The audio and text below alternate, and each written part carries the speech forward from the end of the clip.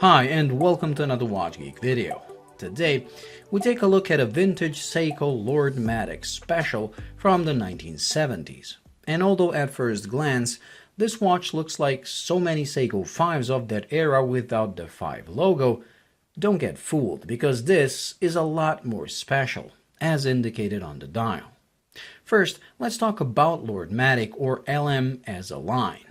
Lord Matic was introduced in the late 60s and stayed in production until the late 70s.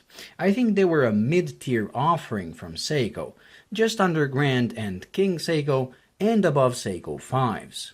Something like today's Presage line, if you will, although more premium, as Lord Matics used unadjusted high-end movements, whereas today, Presage uses mid-tier and even entry-level movements.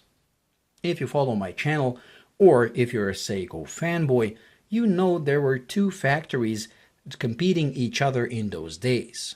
Suwa that made primarily Grand Seiko and Daini that made primarily King Seiko. I say primarily as there were both GS and KS models produced by opposing factories depending on the movements used. Lord Matic, on the other hand, was made by both factories from the start, but again based on movements used. So Suwa made models powered by the 56 series of movements, and Daini made models with 51 series until the 1970, and then 52 series of movements after 1970. Again, if you know your Seiko history, you will know both 56 and 52 series of movements were used in King and Grand Seikos, showing the higher-end nature of the LM line. This particular model is powered by the movement 5206, which is an entry-level grade of the 52 movement series, a movement considered by many as one of the best automatic movements Seiko made, and even Seiko themselves consider it excellent, as that is the movement that was selected and resurrected as the 4S movement in the 90s with the rise of high-end mechanical watchmaking. Something I covered in my Laurel video, so if you want to know more about that, just click the link in the corner of the screen. What I forgot to mention in that video is that the 4S was later sold by Seiko to Soprod, and many know it today as the Soprod A-10, a higher-end alternative to the venerable ETA 2824.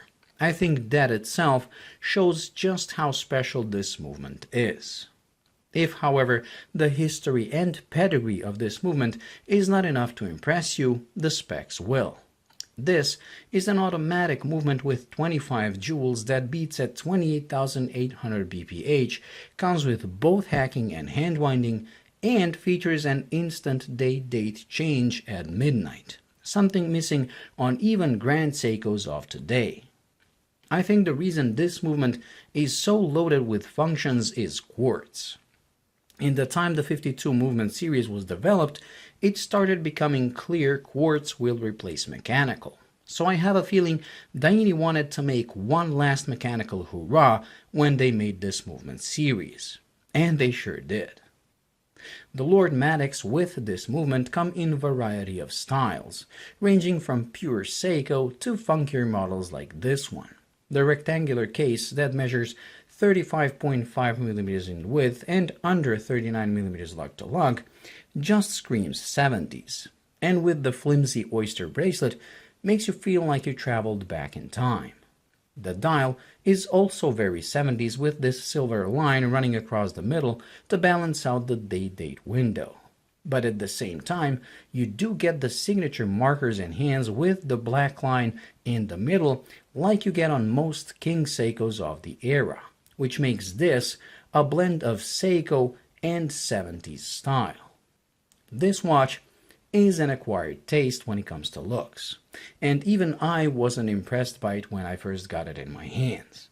But as I spent more time with it, I realized it's growing on me, and now I really like the way it looks on my wrist. I find it very cool and refreshing compared to other watches I own. So, if you want to own one of the best movements ever made, but don't want to pay a premium for a King or Grand Seiko with this same movement, hunt down a Lord Matic, as you will get all the functionality and pedigree of this movement without a hefty price tag. Since these do come in variety of styles, you can find something more classical in design if this 70s look is too much for you.